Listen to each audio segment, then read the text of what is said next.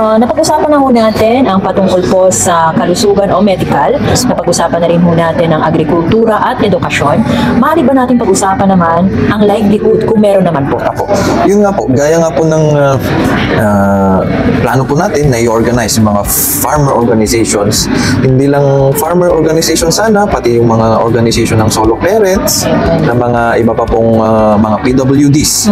Tutulungan po natin silang i-establish at ipa-accredit po ang kanilang mga organization para ma-recognize po sila ng gobyerno at mabigyan po ng karapatang grant na manggagaling sa DOLE, DTI at iba pa pong ahensya ng gobyerno, at yun po ang kapital na magagamit po nila sa livelihood programs nila.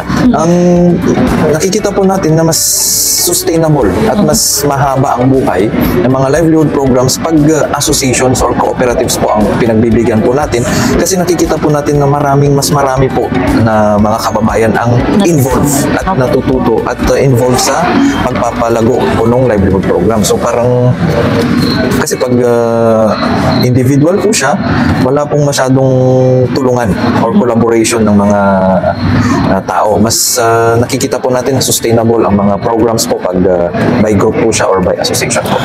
Ngunit sa kasamaang palad at sa realidad na nangyayari sa ngayon, sa kasalukuyan, meron talagang nag-aaway-aaway na grupo na kung saan hindi po talaga nagtatagal yung grupo or organisasyon or kung co-op na sila. Kaya ang nangyayari po, may mga nagsasarili ko talaga. Meron ba tayong mga kahit papaano program? Meron din po.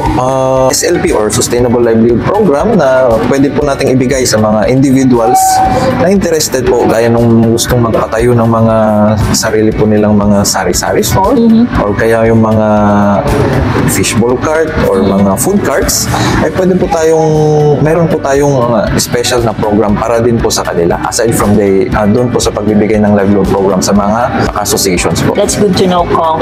Maraming salamat at mabuhay po ang KM ngayon na party list.